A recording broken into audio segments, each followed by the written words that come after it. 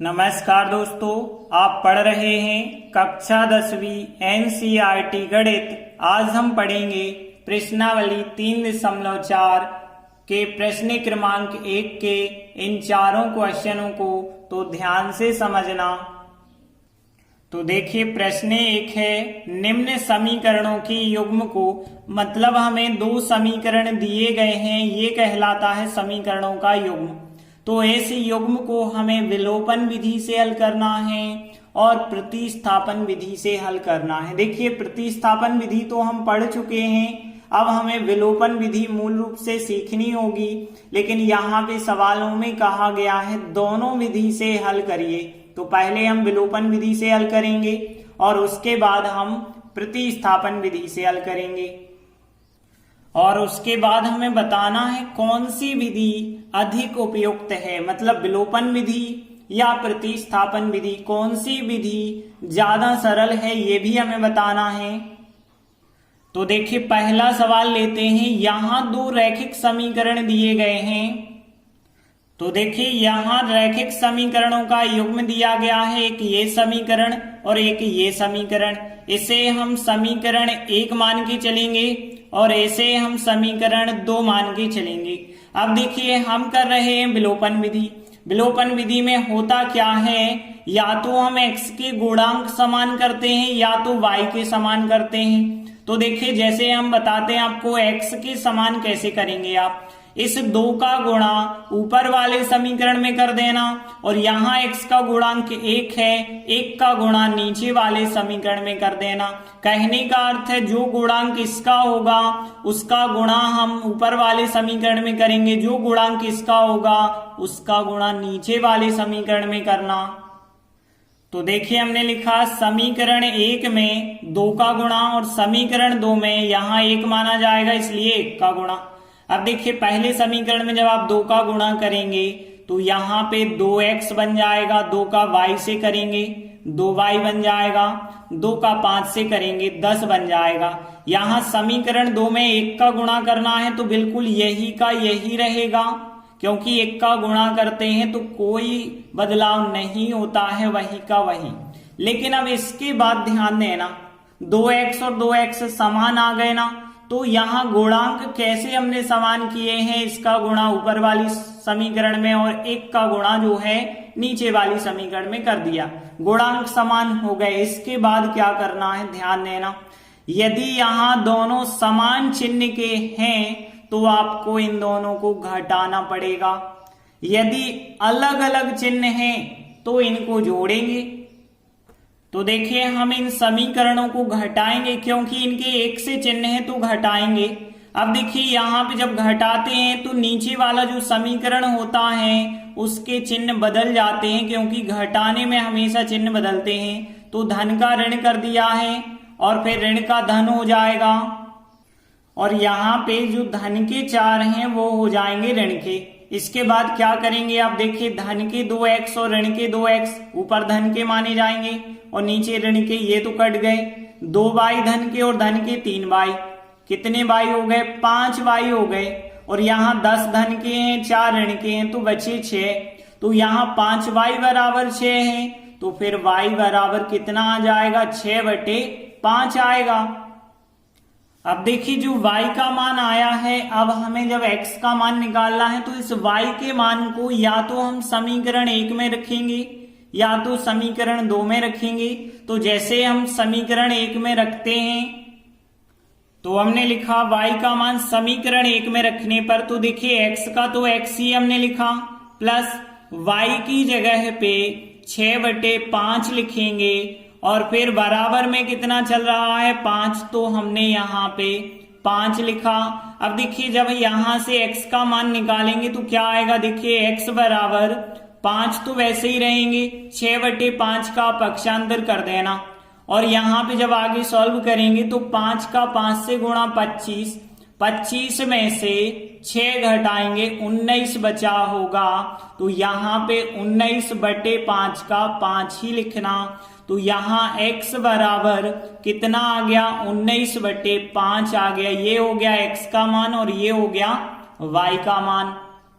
तो इस प्रकार से अंत में लिखेंगे कि जो रैखिक समीकरणों का युग्म हमें दिया गया था उसका हल x बराबर 19/5 और y बराबर 6/5 हो जाएगा। तो ये हो गई विलोपन विधि। अब आते हैं हम प्रतिस्थापन विधि पे। तो देखिए हमने लिखा सबसे पहले यहाँ रैखिक समीकरणों की युग्म, क्योंकि पहले तो हमें समीकरण पता होने चाहिए, तो वही के वही हमने समीकरण लिखे। अब देखिए प्रतिस्थापन विधि में हम क्या करते हैं, कोई एक समीकरण लेते हैं, या तो x का मान निकालते हैं या y का मान, और फिर अगले समीकरण में रखते हैं। जैसे हम समीकरण 1 से x का मान निकालें और उसे समीकरण 2 में रख दें। तो देखिए समीकरण 1 लेते हैं, x प्लस वाई बराबर 5 है। यदि हम x का मान निकालें, या y का भी आप निकाल सकते हैं, x का निकालेंगे तो y का पक्षांतर हो जाएगा, मतलब आएगा 5 माइनस वाई, और इस मान को अब हम समीकरण 2 में रखेंगे। तो हमने लिखा x बराबर जो मान है 5 माइनस वाई, इसको समीकरण 2 में प्रतिस्थापित करने पर या रखने पर एक ही बात है। तो देखिए हमने फिर 2 लिखा, x की जगह x का मान 5 माइनस वाई है, फिर माइनस के 3y बराबर कितना है 4। देखिए आगे 2 का 5 से गुणा होगा, 2 पंचे 10, 2 का y से होगा 2y, और माइनस के 3y वैसे ही लिखे बराबर 4। अब हम y एक तरफ करते हैं और अंक एक तरफ कर देते हैं।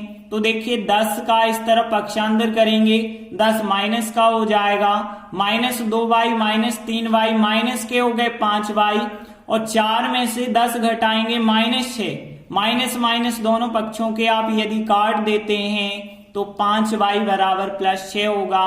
और यहां से y बराबर जो आएगा 6, 5 गुणा में थे बटे में आ जाएंगे। और यदि y का मान आ गया है तो x का मान हम यहां से निकालेंगे।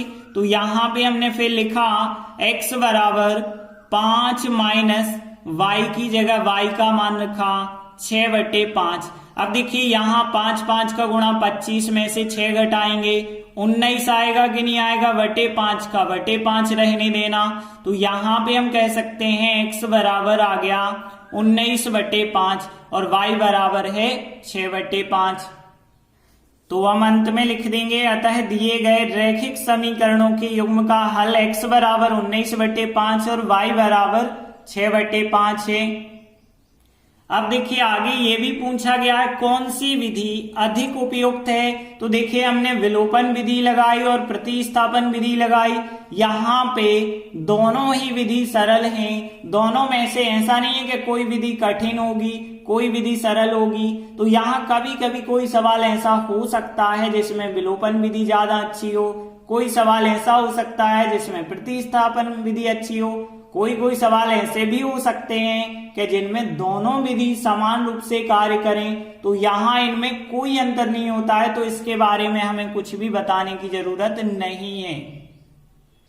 इसके बाद दूसरा सवाल लेते हैं। यहाँ रैखिक समीकरणों का युग्म ये दिया गया है। तो देखिए हम पहले विलोपन विधि करते हैं। हमने लिखा यहाँ रैखिक समीकरणों का युग्म एक ये समीकरण पहला हो गया और ये हो गया दूसरा समीकरण। अब देखिए हम विलोपन विधि में गुणांक समान करना चाहते हैं, या तो x के या y के।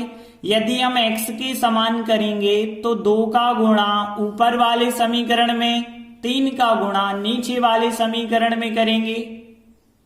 तो देखिए हमने लिखा समीकरण 1 में 2 का गुणा और समीकरण 2 में 3 का। अब देखिए इसमें जब 2 का गुणा करेंगे तो 2 3 6x हो जाएगा यहाँ पे, और 2 का गुणा 4y से होगा तो यहाँ 4 दूनी 8y होगा। 10 से जब आप करेंगे तो 20 हो जाएगा। और यहाँ पे देखिए अब इसमें कर रहे हैं आप 3 का, तो 3 दूनी 6x हो जाएगा, यहाँ 3 दूनी 6y हो जाएगा, यहाँ 3 का करेंगे तो 3 दूनी 6 हो जाएगा। अब देखिए यहाँ 6x और यहाँ 6x हैं, दोनों जगह समान है, यहाँ धन का है, इस वजह से घटाएंगे और घटाते वक्त हम नीचे वाले समीकरण के चिन्ह बदल देते हैं। तो धन का ऋण, ऋण का धन, धन का ऋण कर दिया। अब देखिए यहाँ धन के 6x हैं, यहाँ ऋण के हो गए, कट गए। 8y धन के 6y, तो धन के हो गए यहाँ पे 14y, और यहाँ पे देखें तो 20 धन के 6 ऋण के, मतलब 20 में से 6 घट जाएंगे, 14 बचे होंगे। तो यहाँ पे y बराबर 14, और 14 गुणा में थे बटे में आएंगे, तो 14/14 मतलब y का मान 1 आ जाएगा। तो देखिए y का मान जो 1 आया है, इस मान को हम समीकरण 1 या समीकरण 2 में रख सकते हैं। जैसे हम समीकरण 1 में रखेंगे तो देखिए हमने लिखा y का मान समीकरण 1 में रखने पर तो 3x लिखा, फिर 4y की जगह 1 रखेंगे, तो देखिए 3x 4y की जगह 1 रखेंगे और बराबर 10 है तो 10 लिखा। आगे सॉल्व करेंगे तो 3x 4 एकम 4 होगा बराबर 10। अब देखिए अंक एक तरफ कर लेना, तो 3x बराबर 10, 4 का पक्षांतर करेंगे 4 माइनस का होगा, 3x बराबर 4 घटा लेंगे तो 6 बचे होंगे, और x बराबर 6, 3 जो गुणा में थे वो बटे में आ गए। अब 3 का भाग 6 में 2 बार जाएगा, तो x बराबर कितना आ गया, 2 आ गया। तो देखिए हमने लिखा, अतः दिए गए रैखिक समीकरणों की युग्म का हल x बराबर 2 और y बराबर 1 आंसर हो जाएगा। इसके बाद हम प्रतिस्थापन विधि देखते हैं, लेकिन उसमें समीकरण तो यही रहेंगे। तो देखिए हमने लिखा यहाँ रैखिक समीकरणों के युग्म, समीकरण 1 और समीकरण 2 बिल्कुल वही लिखे। अब देखिए हमें क्या करना होता है, प्रतिस्थापन विधि में कोई एक समीकरण लेके x या y का मान निकालते हैं और उसे अगले समीकरण में रखते हैं। जैसे हम समीकरण 1 लेते हैं और x का मान निकालते हैं, तो देखिए x का मान क्या होगा, समीकरण 1 से पहले तो आप 3x का मान निकालेंगे, तो यहाँ 10 माइनस 4y हो जाएगा, फिर 3 बटे में आ जाएंगे, तो यहाँ 10 माइनस 4y बटे 3 होगा x का मान। तो देखिए जो x का मान आया है वो हमने समीकरण 1 से निकाला है, इसलिए अब हम उसे समीकरण 2 में रखेंगे। रखना मतलब प्रतिस्थापित करना। तो देखिए हम क्या करेंगे, 2 लिखेंगे और x की जगह है x का मान लिखेंगे, और उसके बाद जो 2y है वैसे ही लिखेंगे, बराबर में 2 है तो 2 लिखेंगे। अब देखिए 3 2 से कट नहीं पाएगा, तो इस 3 का हम पूरे समीकरण के प्रत्येक पद से गुणा करेंगे। तो देखिए जब हम 3 का गुणा करेंगे प्रत्येक पद से, तो यहाँ के 3 और यहाँ के 3 कट जाएंगे, लेकिन यहाँ नहीं कटेंगे और यहाँ नहीं कटेंगे। तो यहाँ पे तो 3 का गुणा करना पड़ेगा, यहाँ करना पड़ेगा, लेकिन यहाँ के 3 कट गए इस प्रकार से। तो यहाँ 2 बचा होगा, 2 का तो गुणा करना पड़ेगा, 10 दूनी 20, 2 का 4y से कर दो 8y। अब यहाँ 3 का गुणा करना है, क्योंकि यहाँ 3 नहीं कटे, तो 3 दूनी 6y आ जाएगा, और फिर यहाँ भी नहीं कटे हैं तो यहाँ 3 दूनी 6 हो जाएगा। अब देखिए टोटल करेंगे आप, या फिर पहले आप y एक तरफ कर लें और अंक एक तरफ, तो 20 का हम पक्षांतर करेंगे, 20 हो जाएगा माइनस का, minus 8y minus 6y minus की 14y, और 6 में से 20 घटाएंगे, माइनस की 14 बचे होंगे, और माइनस माइनस दोनों साइड से आप काट देना, तो 14y बराबर 14 आएगा, और फिर y बराबर 14, और 14 जो गुणा में है वो बटे में आ जाएंगे, और 14 का 14 में भाग जाता है एक बार, तो y बराबर कितना आ गया, 1, और y का मान 1 आया है। अब हम x का मान निकालेंगे, तो यहाँ पे जाके रख देंगे, y की जगह पे 1 रखेंगे, तो हमने लिखा एवं x बराबर, तो 10 और 4 और y की जगह पे 1 और बटे 3। अब देखिए आगे सॉल्व करेंगे, 10 माइनस 4 एकम 4 हो जाएगा बटे 3, 10 में से 4 घटाओ 6, 6 बटे 3, 6 बटे 3 का मतलब कितना आ गया, 2। तो x का मान कितना आ चुका है, 2 आ गया है, और y का मान हमने 1 ज्ञात कर ही लिया था। तो हम अंत में लिख देंगे, अतः दिए गए रैखिक समीकरणों के युग्म का हल x बराबर 2 और y बराबर 1 आंसर हो जाएगा। और इसमें आपको ये बताने की जरूरत नहीं है कि कौन सी विधि उपयुक्त है, क्योंकि हमने बताया कभी कोई विधि हो सकती है, कभी कोई विधि, और दोनों समान भी हो सकती हैं, इसलिए इसके बारे में हम नहीं बताएंगे। इसके बाद तीसरा सवाल देखिए, एक समीकरण ये दिया गया है और एक ये दिया गया है। तो देखिए सबसे पहले हम क्या करेंगे, यहाँ पे जो अचर पद होता है वो बराबर में करना पड़ता है। तो 3x माइनस 5y बराबर 4 कर लेंगे और यहाँ 9x है, 2y और इस तरफ लाएंगे क्योंकि xy एक तरफ होने चाहिए। तो 9x माइनस 2y बराबर 7। तो देखिए यहाँ जो रैखिक समीकरण युग्म दिए गए थे हमने पहले इनको लिखा। देखिए 4 का पक्षांतर कर दिया समीकरण 1 और यहाँ 2y इस तरफ ले आए समीकरण 2। अब देखिए यहाँ पे समीकरण 1 और समीकरण 2 जो बने हैं इन्हें करना है हमें विलोपन विधि से हल। तो यहाँ पे हम x के या y के गुणांक समान करते हैं। जैसे इस बार हम आपको y के गुणांक समान करके बता रहे हैं। तो यहाँ पे क्या करना होगा, 2 का गुणा ऊपर वाले समीकरण में और 5 का गुणा नीचे वाले समीकरण में करेंगे।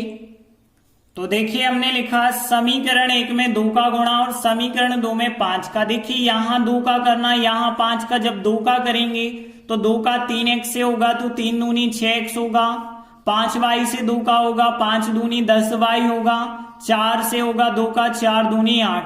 अब इसमें 5 का करना है तो 9 पौने 45x हो जाएगा। 5 का करेंगे 2y से, 5 दूनी 10y होगा, 5 का 7 से करेंगे 35 हो जाएगा। इसके बाद क्या करते हैं, या तो जोड़ते हैं या घटाते हैं। तो देखिए यहाँ पे 10y और 10y हैं समान, ये भी माइनस का ये भी माइनस का, दोनों यदि एक से चिन्ह के हैं तो घटाना, अलग अलग चिन्ह के हैं तो जोड़ना। तो हमने लिखा घटाने पर और घटाते वक्त नीचे वाले समीकरण के चिन्ह बदल देना। धन का है तो ऋण कर देना और ऋण का है तो धन कर देना और धन का है तो यहां भी ऋण कर देना।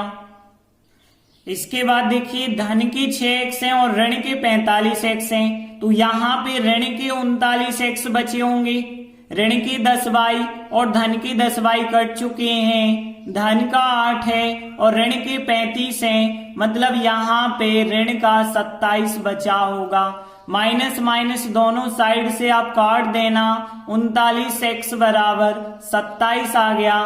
फिर x बराबर यदि हम देखें तो 27 बटे कितना आ जाएगा, 39 आ जाएगा। अब देखिए ये संख्याएं 3 से कटती हैं तो आप काट देना, 3 से काटेंगे 3 नाम 27 होगा और 13 × 39 होगा। तो x का मान आ गया 9/13। अब देखिए x के मान को हम समीकरण 1 में x की जगह पे रखेंगे तब y का मान मिलेगा। तो देखिए x का मान समीकरण 1 में रखा तो 3 लिखा, फिर x की जगह x का मान 9/13, 5y बराबर 4 लिखा। अब देखिए यहां से आप कैसे सॉल्व करेंगे, तो यहां से यदि हम सॉल्व करेंगे तो यहाँ पे देखिए 3 का गुणा करना होगा 9 से, क्योंकि 3 से 13 तो कटेंगे नहीं। 3 नाम 27/13 माइनस 5y बराबर आएगा 4। अब हमें y का मान चाहिए तो y इसी तरफ इस संख्या का पक्षांतर, तो यहाँ 27/13 उस तरफ गए माइनस के हो जाएंगे। अब देखिए यहाँ पे और आगे यदि आप करेंगे तो माइनस के 5y बराबर 4 में से 27/13 घटाना है। तो यहाँ पे आप करेंगे 13 चौके 52, 52 में से यदि आप 27 घटाएंगे तो 25/13 आ जाएगा। इसके बाद देखिए यहाँ माइनस का 5y है, प्लस का बनाएंगे तो माइनस का हम दोनों तरफ गुणा कर देंगे तो ये संख्या प्लस की हो जाएगी, लेकिन 25/13 होगा वो माइनस का हो जाएगा। 5 जो गुणा में है आगे बटे में ले आना और फिर जैसे ही बटे में आएगा 5 से 25 को काटना, 5 बार कट जाएगा, 13 का 13 ही बटे में लिखना। तो y का मान हो गया माइनस का 5/13। तो देखिए हमने लिखा आता है दिए गए रैखिक समीकरणों के युग्म का हल x बराबर 9/13, y बराबर माइनस 5/13 आंसर हो जाएगा। इसके बाद हम प्रतिस्थापन विधि करेंगे और यही के यही समीकरण हम लिख के चलेंगे। समीकरण 1 और समीकरण 2 जो थे वही लेने हैं। तो देखिए हम प्रतिस्थापन विधि में सबसे पहले वही समीकरण 1 और समीकरण 2 लिख लेते हैं। अब देखिए हम समीकरण 1 या 2 से x का मान निकालेंगे या y का मान और उसे अगले समीकरण में रखेंगे। जैसे हम पहला समीकरण लेते हैं और x का मान निकालते हैं। तो देखिए समीकरण एक ये रहा, यहां से जब आप x का मान निकालेंगे तो देखिए क्या मिल जाएगा, यहाँ पे 3x बराबर 5y का पक्षांतर कर देना तो 5y हो जाएंगे प्लस के, और फिर 3 आ जाएगा यहाँ पे बटे में। अब देखिए जो x का मान आया है वो समीकरण 1 से आया है, इसलिए समीकरण 2 में रखेंगे। तो देखिए लिखा हमने x का मान जो है उसे समीकरण 2 में प्रतिस्थापित करने पर या रखने पर तो 9 लिखेंगे, x की जगह ये मान लिखेंगे और 2y बराबर 7। तो देखिए इस प्रकार से 9 लिखा और x की जगह ये मान और फिर 2y बराबर 7 लिखा। अब देखिए 3 से 9 तो कट सकते हैं, 3 एकम 3 हो जाएगा और फिर 3 त्रिका 9, 3 बार कट गए। 3 का गुणा इससे जब आप करेंगे तो 3 का 4 से किया, 3 चौके 12 होगा, 3 का 5y से किया तो 3 5 15y हो जाएगा, और फिर माइनस का 2y चल रहा है, बराबर में कितना है 7 है। अब देखिए आगे हम y एक तरफ करेंगे तो 5y माइनस 2y बराबर 7, और अंक के एक तरफ तो 12 का इस तरफ पक्षांतर कर देना। तो देखिए यहाँ पे 15 में से 2y घटाएंगे 13y बचा होगा, और यहाँ पे 7 में से 12 घटाएंगे -5 आएगा, तो फिर y बराबर कितना हो गया, माइनस का 5/13 हो गया। अब देखिए जो y का मान आया है इस मान को हम यहाँ पे जाके रखेंगे तो x का मान मिलेगा 4 + 5, y की जगह ये मान बटे 3। तो इस प्रकार से मान रखा जाएगा, और आगे यदि आप सॉल्व करेंगे तो देखिए 4 की तो 4 रहेंगे, 5 5 का गुणा हो जाएगा, 25/13 आएगा यहाँ पे, और बटे में कितना चल रहा है 3 चल रहा है। और आगे आप सॉल्व करोगे तो यहाँ 13 चौके 52, 52 में से 25 घटाओगे 27/13 आएगा ऊपर, और नीचे चल रहा है 3। अब देखिए नीचे जो 3 चल रहा है 3 के बटे कुछ नहीं है, 1 माना जाएगा, और ये आपको नियम पता है कि यदि बटे के बटे संख्या है तो वो ऊपर जब हम लाते हैं तो पलट जाती है। तो देखिए 27/13 तो ठीक है, 3/1 को जब हम ऊपर लाएंगे तो वो पलट के 1/3 हो जाएगी। अब देखिए 3 एकम 3, 3 नाम 27 आप काट देना, और यहाँ पे आगे सॉल्व करेंगे तो 9/13 आ जाएगा x का मान। तो इस प्रकार से x का मान हो गया और y का मान हो गया, और हम अंत में लिख देंगे अतः दिए गए रैखिक समीकरणों के युग्म का हल x बराबर और y बराबर आंसर हो जाएगा। इसके बाद देखते हैं अगला चौथा सवाल है। यहाँ 2 समीकरण दिए गए हैं, सबसे पहले हम इन्हें विलोपन विधि से हल करेंगे। तो देखिए यहाँ रैखिक समीकरणों के युग्म एक ये दिया गया है, एक ये दिया। अब लेकिन ध्यान देना, इनको हम समीकरण 1 और 2 नहीं मान रहे हैं क्योंकि इनको हल करना थोड़ी सा कठिन है।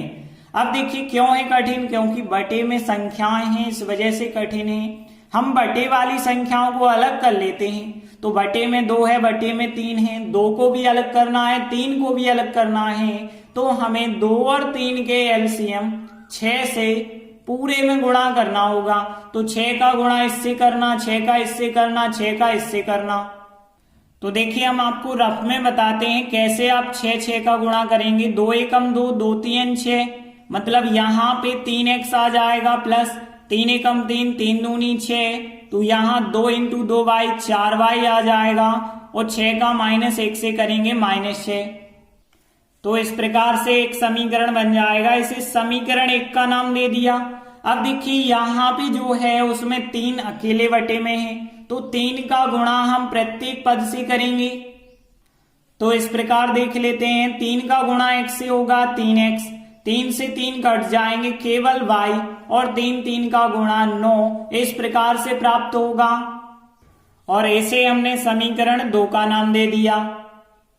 अब देखिए हमें विलोपन विधि से करना है तो गुणांक समान करने पड़ेंगे, लेकिन यहाँ पे देखिए x के गुणांक तो पहले से समान मिले हैं, तो हमें अब समान करने की जरूरत नहीं है, हम किसी संख्या का गुणा नहीं करेंगे, सीधे हम यही के यही समीकरण लिखेंगे और यहाँ 3x धन के, यहाँ धन के हैं, दोनों एक से हैं चिन्ह में, इसलिए दोनों को घटाना पड़ेगा। तो देखिए समीकरण 1 में से समीकरण 2 हम घटा रहे हैं। जब भी घटाते हैं तो घटाते वक्त चिन्ह बदल दिए जाते हैं नीचे वाले समीकरण के। तो इस प्रकार से हमने चिन्ह बदले, 3x धन के ऋण के कट गए, धन के 4y, धन का 1y, धन के हो गए 5y, ऋण के 6 है, ऋण के 9 है, तो ऋण के हो जाएंगे 15, और फिर y बराबर माइनस के 15 बटे में आ जाएगा 5, और 5 3 15 होता है, तो -3 आएगा y का मान। और y का मान आपको किसी भी समीकरण या तो 1 में या तो 2 में रखना होगा, तब हमें मिलेगा x का मान। जैसे हम समीकरण 1 में रखेंगे तो देखिए हमने लिखा, फिर 3x लिखा, 4 लिखा, और y की जगह -3 बराबर -6। आगे देखिए यहाँ 3x 4 3 12 हो जाएगा, माइनस का माइनस के 6 हैं। अब x एक तरफ कर देना, तो यहाँ पे x तो अकेला ही है, अंक दूसरी तरफ करेंगे तो 12 इस तरफ आएंगे, धन के हो जाएंगे, और यहाँ पे और आगे सॉल्व करेंगे, -6 प्लस के 12 मतलब 6 बचे होंगे, और x बराबर 6/3 आएगा, और 3 का भाग 6 में देंगे तो 2 बार जाएगा, तो x बराबर 2 जो है हमारा आंसर होगा, और y बराबर -3। तो देखिए हमने लिखा, अतः दिए गए रैखिक समीकरणों के युग्म का हल x बराबर 2 और y बराबर -3 है। इसके बाद हम प्रतिस्थापन विधि करते हैं। तो देखिए समीकरण तो बिल्कुल यही के यही रहेंगे। तो देखिए यहाँ रैखिक समीकरणों के युग्म जो थे वो थे, और उनसे हमने समीकरण 1 और समीकरण 2 बनाया। अब देखिए हम कर रहे हैं प्रतिस्थापन विधि, तो फिर हमें किसी एक समीकरण को लेके x या y का मान निकालना पड़ेगा और अगले समीकरण में रखना पड़ेगा। यहाँ देखें समीकरण 2 बहुत आसान है, क्योंकि y का गुणांक सबसे कम है 1। तो यहाँ समीकरण 2 को ले लें और y का मान निकाल लें। तो देखिए y का मान क्या आएगा, -y बराबर 9, 3x का पक्षांतर करना पड़ेगा, लेकिन माइनस का y है, माइनस चिन्ह से गुणा और करेंगे तो प्लस का y होगा, 9 माइनस के हो जाएंगे और 3x प्लस के हो जाएंगे, ये आएगा y का मान। और ये y का मान समीकरण 2 से निकाला है, इसे समीकरण 1 में रखना पड़ेगा। तो देखिए हमने लिखा y बराबर जो मान है उसको समीकरण 1 में रखना या प्रतिस्थापित करना एक ही बात है। तो यहाँ पे देखिए 3x लिखेंगे, 4y की जगह पे ये y का मान बराबर -6। तो इस प्रकार से हमने 3x लिखा, 4y की जगह y का मान बराबर -6। अब देखिए 3x 4 का 9 से गुणा, 9 चौके 36 होगा, 4 3 12x हो जाएगा, और -6 का -6 x आप एक तरफ रखें तो 3x और 12x यहीं पे रखे हमने, -6 36 इस तरफ लाएंगे क्योंकि अंक एक तरफ करना है, तो -36 प्लस के 36 बन गए, 3 और 12 हो गए 15x, और माइनस के 6 प्लस के 36 मतलब 30 बचे धन के, और x बराबर आएगा 30/15, और 15 का भाग 30 में 2 बार जाता है, तो x बराबर हो जाएगा 2। और x बराबर यदि आ गया है तो y बराबर यहां से मिलेगा। तो हमने लिखा एवं y बराबर क्या होगा, तो देखिए माइनस के 9 लिखा, फिर प्लस के 3, और फिर x की जगह x का मान 2 रख देना, तो 2 रखा, और यहां सॉल्व करेंगे तो देखिए यहां पे क्या हो जाएगा, y बराबर यदि हम देखें तो माइनस के 9 3 दूनी 6 हो जाएगा, और यदि माइनस के 9 प्लस के 6 है मतलब -3 बचा होगा, तो फिर हम कह सकते हैं y बराबर कितना आ गया, -3 आ गया, और x बराबर 2 है। तो देखिए हमने लिखा अतः दिए गए रैखिक समीकरण युग्म का हल x बराबर 2 और y बराबर -3 है। इस प्रकार से प्रश्न 4 भी कंप्लीट हुआ। धन्यवाद।